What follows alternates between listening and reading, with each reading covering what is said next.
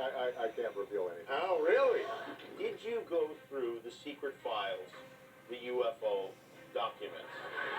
Because if I was president, that'd be the first thing I did. You know, it's funny. My daughters asked the very same question. They did? Yeah. Would you be allowed to tell your daughters what was in those files? No. You would not? No. Now that you're out of office, you can do anything you want, right? True, yeah. But I'm not telling. It makes it increasingly less likely that we're alone. Oh, you're trying to give me a hint that there are aliens. No, I'm trying to tell you I don't know. But I would like us to go into those files and hopefully make as much of that public as possible. If there's nothing there, let's tell people there's nothing there. What if there is something there? Well, if there is something there, unless it's a threat to national security, I think we ought to share it with the public. Hope that The aliens won't let it happen. You reveal all their secrets. The agencies have strict control over it.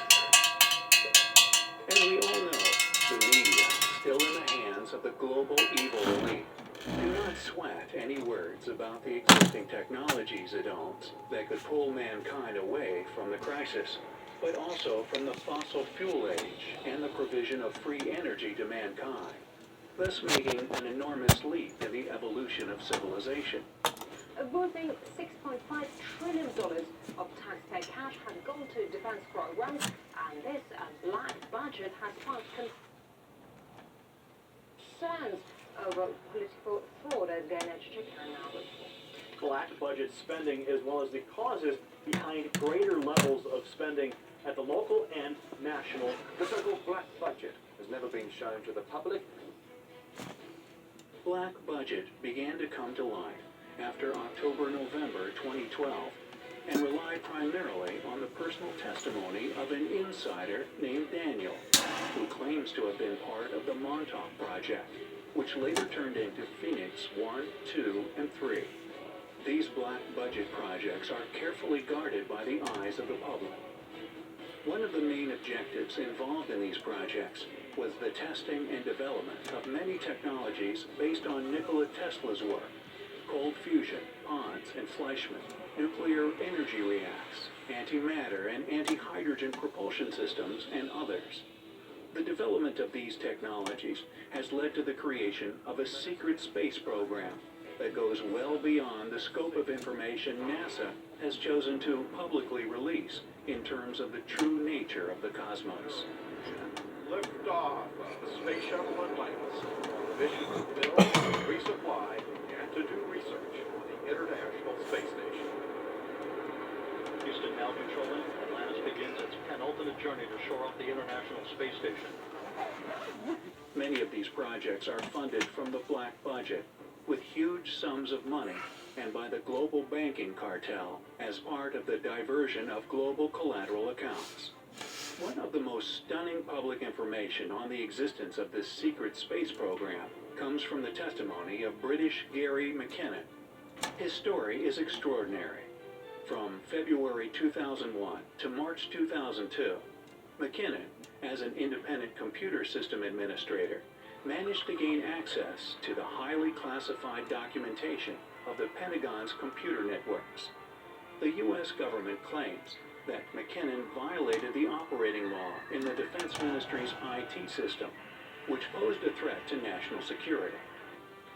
We completely understand that Gary McKinnon stands accused of a very important and significant crime in terms of hacking into vital databases, and nobody denies that that is an important crime that has to be considered.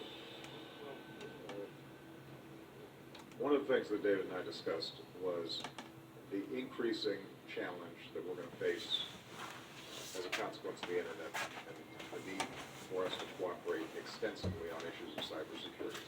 The first thing was documentation. We used a program called Land Search, I think, and once you had control over the domain, because you could get control of domain control, you had the whole network, basically.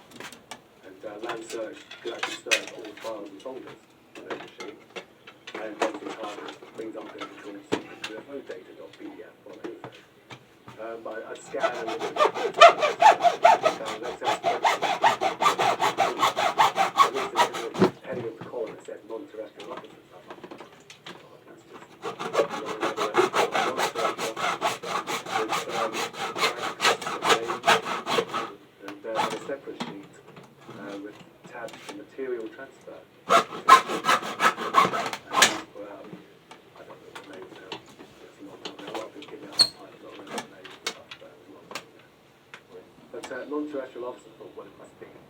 let's try and cut out all the possible conventional explanations first.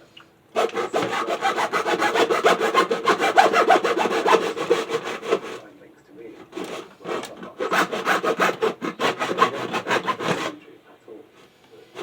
So I took that. There was a secret space-based. The government tagged McKinnon as hacker and cyber terrorist. Over the years, the U.S. government has demanded the extradition of McKinnon from England. However, there was an obstacle in their plans. If he was extradited, he had the legal right to appear before a court, and there is the risk of revealing the true nature of information in the Pentagon's computer files. The existence of the Solar Warden codename given to a particular area in the secret space program.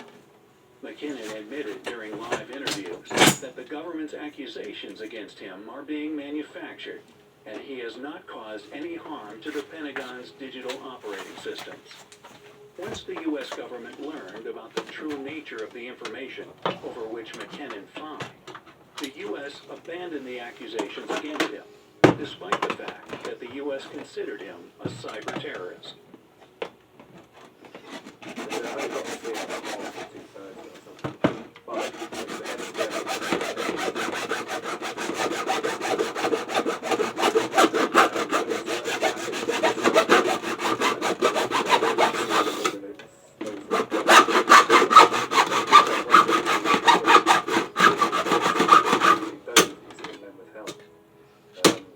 Above and below, to the left and right, and one, on its nose, one on this side, assume on the other side as well.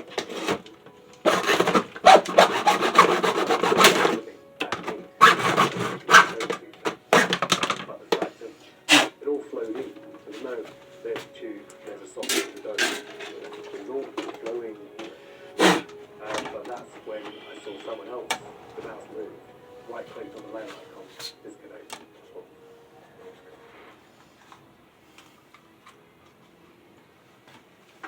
If these black budget technologies were released in the world and properly funded, in a generation or even less, we would see the complete end of fossil fuels, oil, coal, natural gas, and even nuclear energy.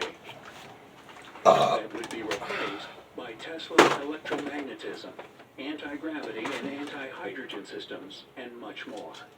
This would remove national boundaries and limits and eliminate the need for control structures of any kind, including governments. We also enter a new era of travel in the universe, through which we as human beings move beyond the planetary boundaries and our solar system. To seek out new life forms and new civilizations, to boldly go where no one has gone. Exchange technology and experience with the civilizations of the universe. But when it is considered that the ramifications of these things, for those who hold power today in this world, secret societies, bankers, fossil fuel companies, etc., become dangerous for their control over the planet, they will go very far in their actions. Oh my God, For that these technologies are never made available to the public, and disclosure of the true nature of the cosmos is a well-guarded secret. McKinnon was charged by the Bush administration for having committed the biggest military computer hack of all time, facing prison time up to 70 years after extradition from the UK. In March of 2002, I was arrested for hacking into Army, Navy and Air Force computers, as well as the Pentagon and NASA. The arresting officers from the National High-Tech Crime Unit, which is now part of SOCA, the Serious Organised Crime Agency, told me that I'd probably do 6 months community service. This turned out to be a highly inaccurate prediction. My arresting officers went to Washington and met with some top brass to discuss my case, and also to illegally hand over my hard drive to US authorities, which they're still in possession of. The police officers were obviously very impressed by the military officers they met, because when they returned from Washington and interviewed me for the second time, they had a very serious tone about them. It was a very different ball game by then. The second interview was in the summer of 2002, in August, I think. In November of the same year, the US authorities announced that they intended to extradite me to stand trial in America. And on paper, at least, I was facing 70 years in jail, which was a far cry from 6 months community service. However, trying McKenna in an open court would involve his testifying to the above classified facts, and his attorney would be able to subpoena government officers to testify under oath about the U.S. space fleet.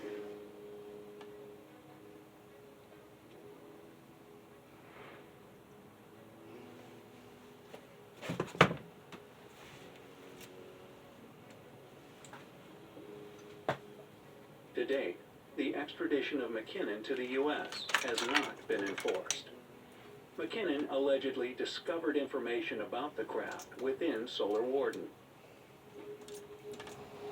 It is said that there are approximately 8 cigar-shaped motherships, each longer than 2 football fields end to end, and 43 small scout ships.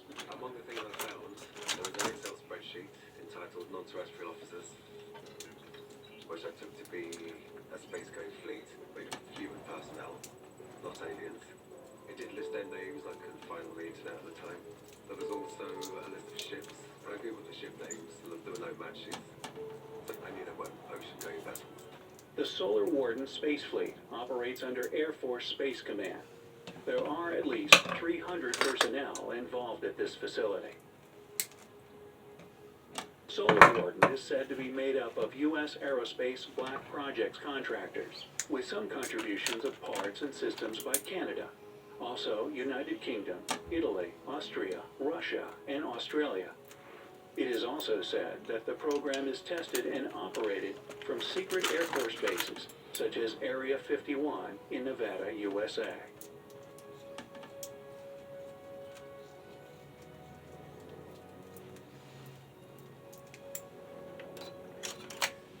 Another newer version of the definition and description of Solar Warden is that it isn't the Earth's interstellar space program itself. That is called the SOC. But Solar Warden is in fact the name of a research project that would create sunspots and send the solar waves to directional nodes in space, which in turn aim the solar waves at targets like a rogue asteroid or an alien spacecraft that had flown into our solar system unannounced, without permission, and with hostile intentions. After years of fighting in court for having illegally accessed NASA's computers, the hacker is talking about the findings he has made at the time.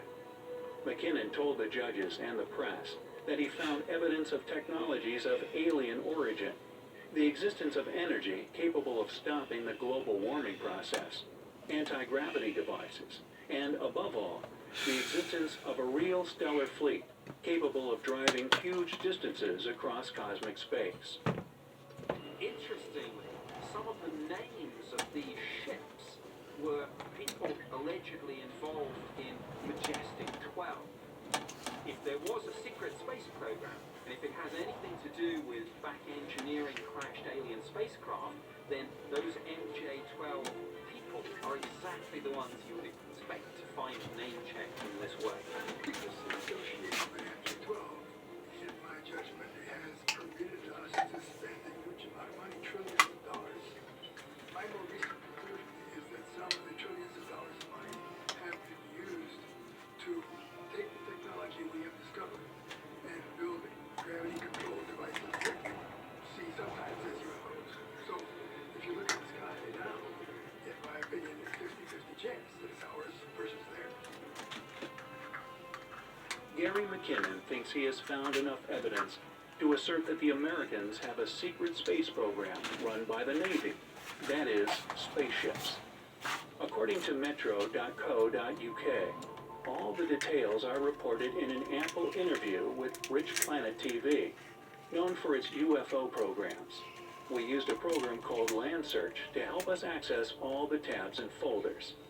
There, we found an Excel file named Non-Terrestrial Officers, the officers from outside the Earth. The file contained names and ranks, and material transfers were specified between ships. and the name of the spacecraft began with the USS. Oh no, they're all like this. I used that one single method to gain entry to the places I got into. Right, and are you allowed to say which other places you got into, or? Well, I'll say it's the Army, the Navy, and there's a competitor. Right, right. And were they all on separate banks of IP addresses, each of those that you just mentioned? Oh yeah, completely separate blocks. Right, so you knew whether you were trying to access NASA or Pentagon or Army, Navy, you were all in completely different IP ranges. Yeah, but once you're in there, it can get a bit confusing, because once you start exploring, there's attached networks, other networks, private networks, and in the end, you're not really sure where you are after a while. Right. But what evidence would McKenna have found? Alien visits hidden to the public because the space images were altered to the NASA Johnson Space Center. Here, for example, UFOs were taken out of the photographs. I double-clicked on this image, and it was coming down very slowly, but I could see this tubular, the classic cigar-shaped UFO. These kind of geodesic domes were half full, and I'm just amazed, because I found real evidence of what I thought was a UFO. Well, it could have been, a secret spaceship, who knows. But there it was, looking down the screen, and then suddenly I saw the mouth move across the screen. Right thing, and I kind of do is disconnect, and lost the chance to fully transfer the photo to my machine. But it was a eureka moment, but was they got me. McKinnon found on NASA's servers a high-definition image of a large cigar-like object floating above the northern hemisphere. When he hacked the U.S. Army servers, McKinnon discovered a diary of all non-terrestrial officers, proof that the U.S. Army had a secret battalion in space. Some of the U.S. ships are called USSS LeMay or USSS Hillenkoetter. USSS coming from the United States spaceship, the U.S. Space Shuttle. McKinnon said, "I found a list of officers in the non-terrestrial officer section. This does not mean aliens, but the fact that they are not based on Earth. They were serving a fleet that were not American Navy ships, but spaceships away from our planet." Gary ended up being the first person to uncover tangible proof of these programs through their hacking. Interestingly enough, the information he obtained on the different types of spacecraft, the non-terrestrial officers, fleet-to-fleet transfers, all of this perfectly coincided with Project Solar work. On April 13, 2009, the U.S. National Archives of Administration provided nearly 250,000 pages of documents during the Reagan administration, including its personal journal.